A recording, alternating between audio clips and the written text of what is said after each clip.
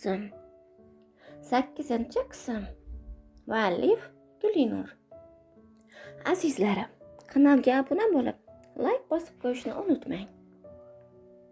Kechir? Nima? Sizni bitta kechir degan so'zingiz bilan hammasi unutiladimi deb o'ylaysizmi? Meni siz aytgan gaplar orqali chakana yerga urishdimi? Bular osonlikcha unutilib ketadigan narsalar emas. Men unuttiraman. Seni mag'rurligingni qaytaraman.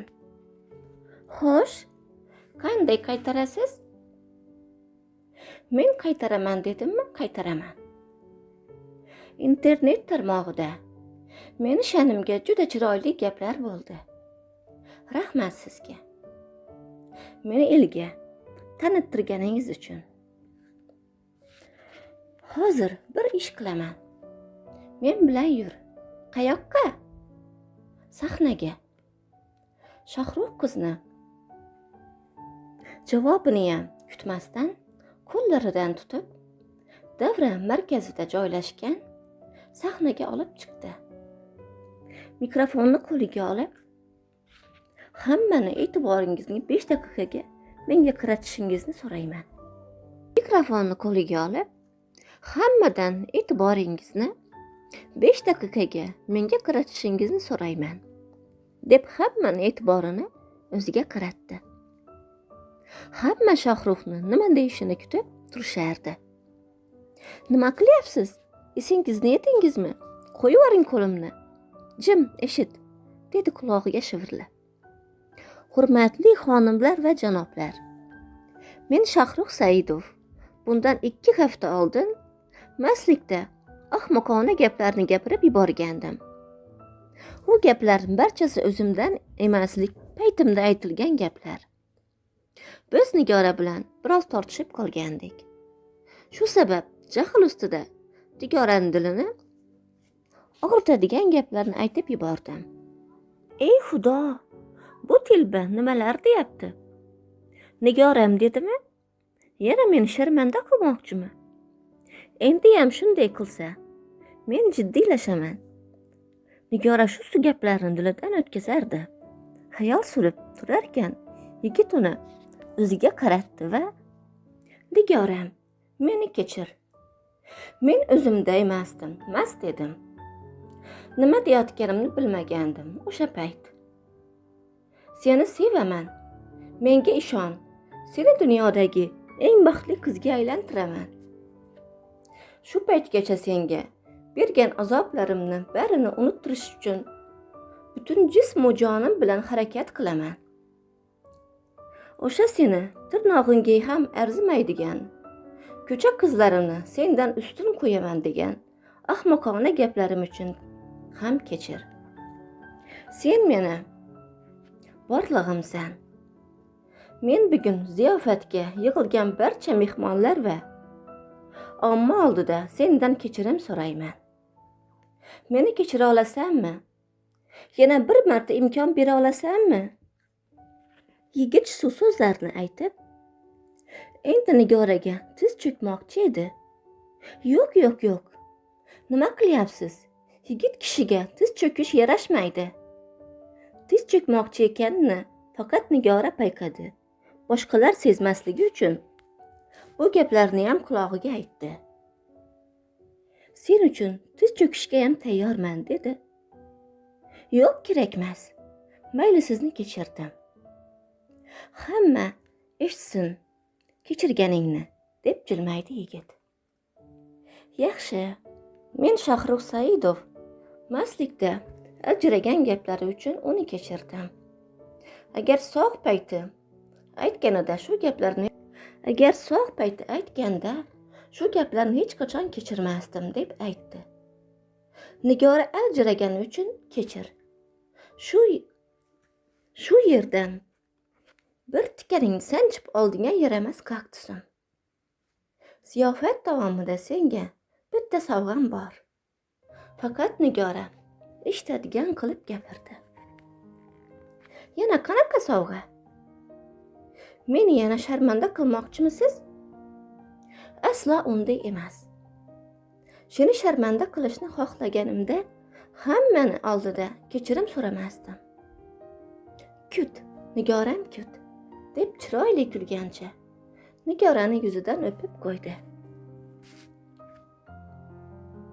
Tamom, Nigora hayajonda bir so'z deya olmay tosh qotgandi. To'ylariga shuncha vaqt o'tgan bo'lsa-da, ziyofatlarda bir-ikki xo'ja kursinga vals tushganini hisobga olmasa, bir-biriga umuman yaqinlashmagandi. Nega yig'layapsan, telba qiz? Umida ikki ko'zidagi yoshini kuzatib, ta'sirlanganidan yig'lab yuborgandi-ya. Sezmay qoldi. Shahruz kelib, xayollarini buzib yubordi. Ta'sirli, to'g'rimi? Nimani nazarda tutyapsan? Sevgi odamlarni ne kuyga solmaydi-ya. Kimsan Shahruz Saidov? Kechirim so'radi. Shu paytgacha biron kimdan kechirim so'ragani ham haqida eshitmagandim. Sevgisi uchun Nigora xonimdan omma oldida kechirim so'radi-ya. Qoyil. Aynan shuning uchun ham Nigora akamni tez kechirdi deb o'ylayman. Tez kechirdi deysizmi? Ha, Nigorani ham akamni sevadi-da. Bu aniq. Chunki uni xarakteridagi insonlar g'ururi haqida gap ketganda osonlikcha kechirishmasdi. Ya'ni birinchidan Nigora akamni sevadi. Ikkinchidan, akam hech qachon hech kimdan kechirim so'ramasligini biladi. Undan kechirim so'radimi? Demak, hayotida haqiqatdan ham muhim o'rin egallaganini bildi. Uchinchidan, sevgan insonni boshqalar oldida bosh egishini xohlamadi. Endi tushundingizmi, telba qiz? Ko'rdingizmi? Shuning uchun kelmay degandim sizga. Nima qilibdi? Uni sevasan-ku. 2 haftadan buyon Elmira bilan yallo qilib yurgandir deb ich-etingni yeding-ku. Bunaqa tez kechiraman deb o'ylamagandi.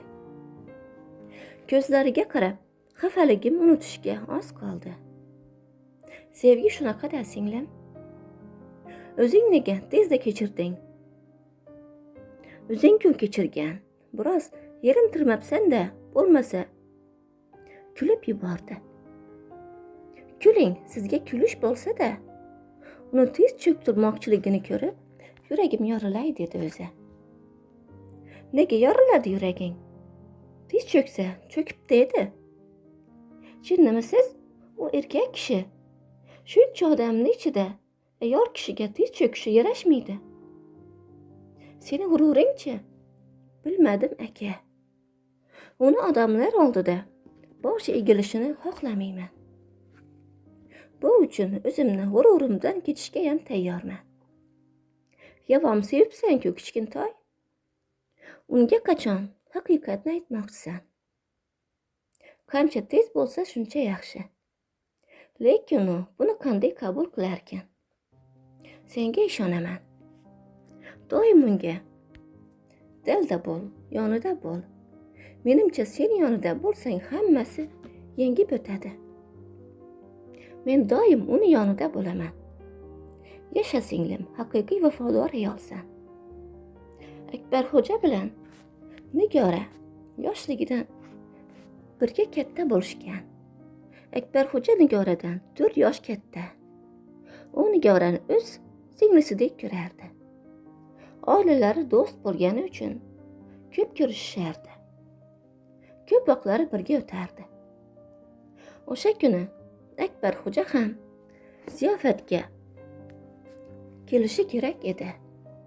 Chet eldan endi qaytgani uchun do'stlarining ziyofatiga bordi. Kech bo'lsa ham bir rovga kirib o'taman degan ziyofatga kelgandi. Ichkarida parishon bo'lib chiqayotgan o'zi uchun ancha qadrli insonni ko'rib, uni ortidan kuzatdi. Biroz turib yoniga borishga qaror qildi. Borib mashinadan tushdi. Qiz unga qarab, tanigandan so'ng o'zini yigitning bag'riga otdi. Uzoq yig'ladi. Yigit qizga hozir savol berishni mavrid emasligini sezib indamadi. Shunchaki mashinasiga o'tqizib, uyi tomon haydab ketdi. O'sha kundan boshlab 2 hafta Nigora uni uyida yashadi. Qarshiliklarga qaramay, bugun qachongacha odamlardan aybi bor, insondek yashirinib yurasan, deb ziyofatga olib keldi. Qanaqa haqiqatni aytyapsan, Nigora? Bu nima haqiqat bilmadim-u? Menga bog'liqligi aniq menimcha. Menga hech narsani qizig'i yo'q. Sen yonimda bo'lsang bo'ldi. Meni sevishingni, meni boshim egilmasligi uchun g'ururingdan ketishgacha borishingni o'zi meni quvontirdi. Seni qo'yib yubormayman yagona. Allohim menga bergan farishtam. Shohrux Nigora bilan Akbarxo'janing birga turganini ko'rib rashk qildi. Ularni yoniga kelayotganda o'zi haqida gaplashayotganini eshitib qoldi. Nigorani o'zi haqidagi tuyg'ularini bilish uchun ularning suhbatini kuzatishni xohladi va qandaydir haqiqat haqida eshitib, o'sha haqiqatga qiziqib qoldi. Ammo u haqiqat qanday bo'lishidan qat'iy nazar hech qachon Nigoradan kechmasligiga qaror qildi. Hamma o'zlariga yaqin insonlar bilan turli mavzularda suhbatlashar ekan, eshikdan 2 yigit yoshi kattaroq bir erkakni 2 yonidan sudragudek zalga olib kelishdi. Yoshi kattaroq erkakni baqir-chaqirlari ziyofatga kelgan barcha mehmonlar e'tiborini bir yerga qaratishga sabab. Qo'yvaringlar, meni qo'yvaringlar deyapman. O'chiring ovozingizni. Nima istaysizlar mendan? 5 kundan buyon bermagan azoblaring qolmadi-ku. Erkak yig'lagudek gapirardi. Aslida bu ham kam sizga. Siz degim kelmayapti-yu, odobim bunga to'g'ri kelmaydi-da. Erkakning yonidagi yigitlardan biri shu gapni aytdi. Amirxon, yo Xudoyim, sen bu yerda nima qilyapsan? Kim bu amaki? Opajonim, xayriyat topildingiz, deb yugurib kelib Nigorani mahkam quchoqlab oldi. Ukajonim, qachon kelding? Nimalar qilib yuribsan sen? Bu kishi kim? Opa, hammasini pochcham tushuntiradi. Pochchang? Ha, men tushuntiraman Nigoram. Hozir hamma tushunadi. Qizni olib keling. Shohrux shunday deyishi bilan bir yigit yoshroq bir qizni yetaklab kirdi. Qizni ko'rishi bilan boyagi erkak baqirib yubordi.